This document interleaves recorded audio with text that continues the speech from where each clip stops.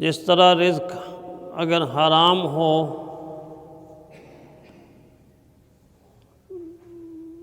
تو اس کے استعمال سے انسان کی زندگی پر نحوست کے اثرات پڑتے ہیں، اس طرح اگر انسان کا رزق حلال ہو تو انسان کی زندگی برکات سے مالا مال ہو جاتی ہے۔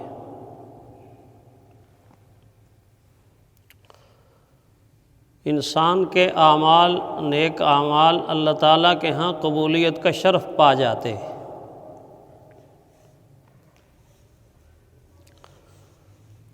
اور انسان کو دل کے اعتبار سے اللہ تعالیٰ کی رحمت کے وہ خزانے نصیب ہوتے ہیں کہ اس کا دل اللہ کے نور، اللہ کے انوارات و برکات اور تجلیات کا مرکز بن کے جگمگانا شروع ہو جاتا ہے۔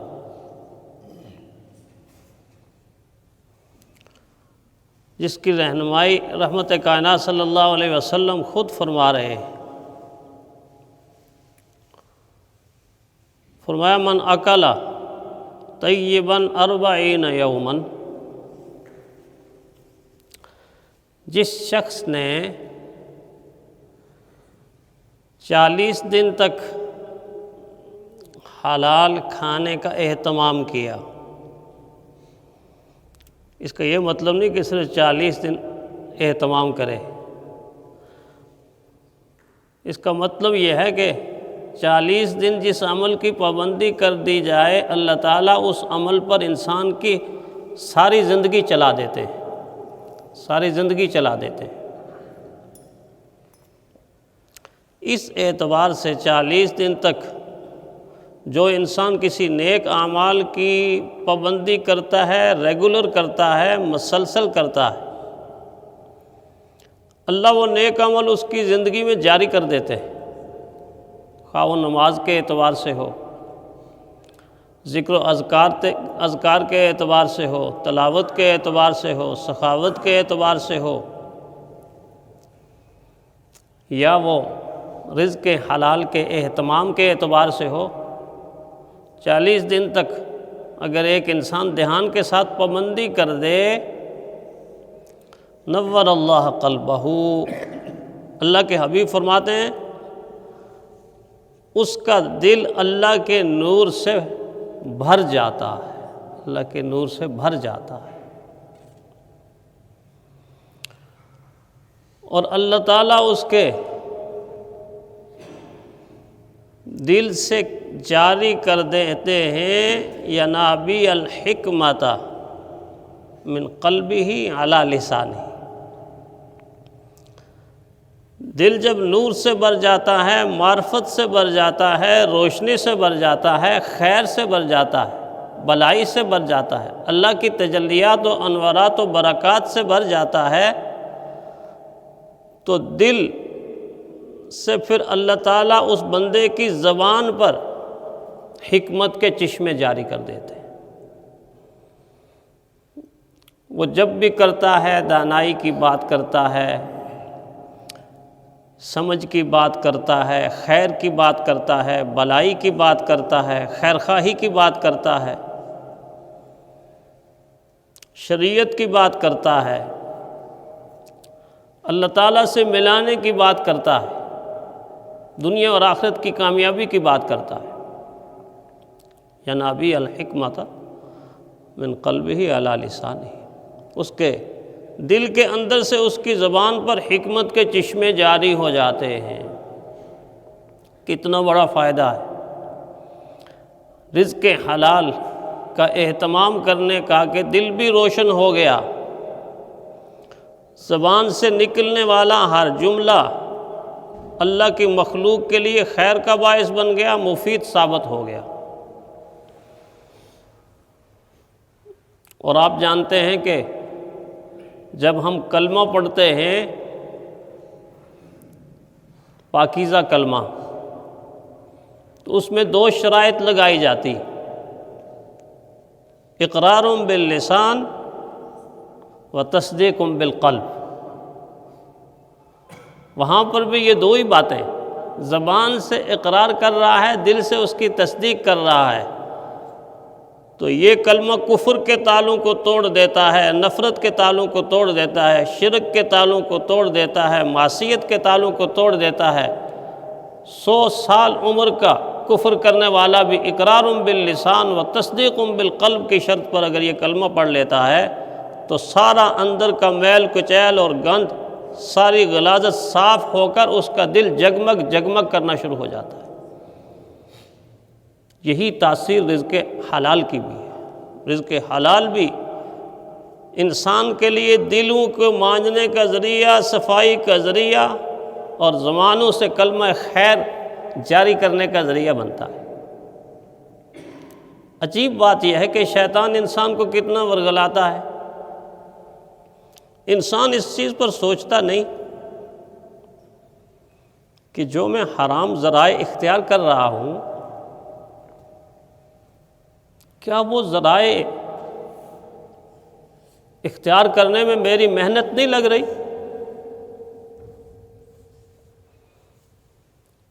اکثر کہتے ہیں نا کہ رزق حلال کمانے میں بڑی محنت ہے، تو بھائی رزق حرام سارے کا سارا مفت میں مل جاتا ہے؟ رزق حرام بھی مفت میں نہیں ملتا، بہت کم ملے گا، کہیں ملے گا تو۔ جتنی محنت انسان رزق حلال کے لیے کرتا ہے، اتنی ہی محنت انسان کو حرام رزق حاصل کرنے کے لیے کرنی پڑتی ہے۔ ایک مزدور مزدوری کرتا ہے، ایک آدمی دفتر میں بیٹھ کے کام کرتا ہے، ایک آدمی کاشتکاری کر رہا ہے، ایک آدمی تجارت کر رہا ہے۔ یہ سارے ذرائع حلال ہیں، محنت کر رہا ہے، لیکن ان کے مقابلے میں دوسرا آدمی چوری کرتا ہے، تو کیا رات کو سویا سویا چوری کر لے گا؟ گھر میں بیٹھا بیٹھا چوری کر لے گا؟ اس کو بڑی پلاننگ کرنی پڑتی ہے، کیسے چوراؤں گا، کس طرح چوراؤں گا، کس طرح جاؤں گا، کیسے لوگوں سے چھپوں گا، کس طرح اپنے آپ کو لوگوں سے پوشیدہ رکھوں گا، کیسے اگر تالا توڑنا پڑے تو اس کو کیسے توڑوں گا، دکان سے کرنی ہے تو کیسے کروں گا، مکان سے کرنی ہے تو کیسے کروں گا، کسی کی جیب سے نکالنا ہے تو کیسے، پلاننگ کرنی پڑے گی اس کو۔ یہ جدوجہد کر رہا ہے، مشقت کر رہا ہے۔ بعض چور تو بیچارے ساری ساری رات جاگتے ہیں پلاننگ کرنے کے لیے، ساری ساری رات جاگتے ہیں۔ بھئی یہ تو محنت ہے، یہی مشقت ہے۔ تو جب حرام کے لیے بھی اتنی یا اس سے زیادہ محنت کر کے حرام کمایا جاتا ہے، تو کیوں نہ حلال کمایا جائے، کیوں نہ محنت حلال پر لگے، تاکہ اللہ تعالیٰ بھی راضی ہو جائے اور ہماری آخرت بھی بن جائے۔ اور بعض دفعہ اللہ نے حلال کا فیصلہ فرمایا ہوا ہوتا ہے، انسان کے ارادے کے ساتھ اللہ تعالیٰ کے فیصلے لگے ہوئے ہوتے ہیں، انسان کے گمان کے ساتھ اللہ تعالیٰ کے فیصلے لگے ہوئے ہوتے ہیں۔ بعض دفعہ حلال چیز کو بھی انسان حرام کر کے کھاتا ہے، شیطان اس کو کھلا دیتا کہ وہی چیز اگر وہ صبر کر لیتا تو حلال کے طریقے سے، حلال کے ذریعے سے اس کو ملتی، لیکن اس نے راستہ حرام کا اختیار کیا، چیز اتنی ہی ملی لیکن حرام مل گئی۔ حضرت علی رضی اللہ تعالیٰ عنہ کے بارے میں جو بات آتی ہے کہ کہیں صحرا میں سفر کر رہے تھے، دل میں بات آئی کہ مجھے یہاں ٹھہر کے 2 نفل پڑھ لوں، نماز پڑھ لوں۔ وہاں کوئی آدمی موجود نہیں تھا، آبادی نہیں تھی۔ ایک آدمی دیہاتی دیکھا اور اس سے کہا کہ یہ ذرا میرے اونٹ کی، میری سواری کی نکیل پکڑ لو، لگام پکڑ لو، تھوڑی دیر انتظار کر لو، میں نماز پڑھ کے تو آ جاؤں گا۔ ادھر حضرت علی رضی اللہ تعالیٰ عنہ نے نماز کی نیت باندھی، ادھر اس دیہاتی کے دل کے اندر شیطان نے فطور پیدا کر دیا۔ شیطان بڑی چالاک چیز ہے، اور دل میں آیا یہ گھوڑا لے کے ہوا ہو جاؤں، بھاگ جاؤں، لیکن اچانک خیال آیا کہ کہیں پکڑا گیا تو پھر چوری کی سزا بھی بڑی سخت ہے، اور اس دور کے اندر سزا سے لوگ بچ بھی نہیں سکتے تھے، چونکہ رشوت کا بازار گرم نہیں تھا۔ آج کا دور ہوتا تو ایڑی لگاتا اور آنکھیں بند کر کے چلا جاتا ہے، کوئی پرواہ نہیں ہے کس نے پکڑنا ہے، اور اگر پکڑا بھی گیا تو چھوٹنے کے 100 دروازے ہیں۔ چوری ایک ہے لیکن چور دروازے سینکڑوں ہیں چھوٹنے کے۔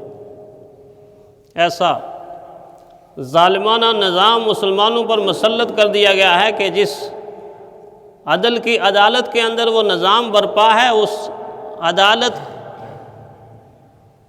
میں سینکڑوں دروازے ایسے ہیں کہ ادھر سے نکل جاؤ، ادھر سے نکل جاؤ، ادھر سے نکل جاؤ، کوئی پوچھنے والا نہیں۔ فوراً اس کو خیال آیا کہ اگر پکڑا گیا تو چوری کی سزا مجھے بھگتنی پڑے گی، کاٹنی پڑے گی، تو کہنے لگا اچھا ایسا کرتا ہوں کہ اس سواری کی لگام بڑی کچھ قیمتی نظر آتی ہے، چھوٹی چوری کرتا ہوں، ہاتھ کٹنے سے تو بچوں، اگر پکڑا بھی گیا بل تو پکڑا ہی نہیں جاؤں۔ وہ لگام نکال کے بازار میں جا کے بیچ کے رفو چکر ہو گیا۔ حضرت علی رضی اللہ تعالیٰ عنہ نماز سے فارغ ہو کے سواری کو دیکھ رہے ہیں، سواری تو موجود ہے لیکن اس کی لگام موجود نہیں ہے۔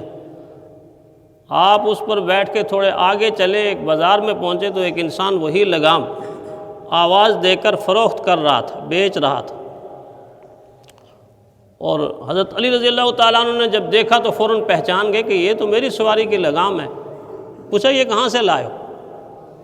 تو کہنے لگا ایک آدمی بیچ رہا تھا، میں نے اس سے خریدی۔ کتنے کی خریدی ہے؟ کہنے لگا 2 درہم کی خریدی۔ جب 2 درہم کے الفاظ حضرت علی رضی اللہ تعالیٰ عنہ نے سنے تو آپ مسکرائے۔ جب آپ مسکرائے تو اس نے پوچھا کہ جناب آپ مسکراتے کیوں ہیں ریٹ پوچھ کے؟ تو حضرت علی رضی اللہ تعالیٰ عنہ نے فرمایا میں جب نماز کے لیے گیا تھا تو نماز کی نیت سے پہلے ایک نیت میرے دل کے اندر تھی، ایک ارادہ میرے دل کے اندر تھا کہ یہ جس شخص کو میں نے اپنی سواری اس کے حوالے کی ہے، اس کو لگام دی ہے، میں نفل پڑھنے کے بعد، نماز پڑھنے کے بعد جب فارغ ہو کے آؤں گا تو میں اس کو 2 درہم مزدوری دوں گا، 2 درہم انعام کے طور پہ دوں گا۔ کاش کہ یہ 2 درہم جو اس کے حلال کے تھے یہ لے لیتا اور یہ حرام کے 2 درہم سے بچ جاتا۔ اس نے وہ حلال ٹھکرایا۔ اللہ تعالیٰ نے کہا ٹھیک ہے، تو اگر حرام ہی کھانا چاہتا ہے تو پھر حرام کر کے کھا لے، حرام کر کے کھا لے۔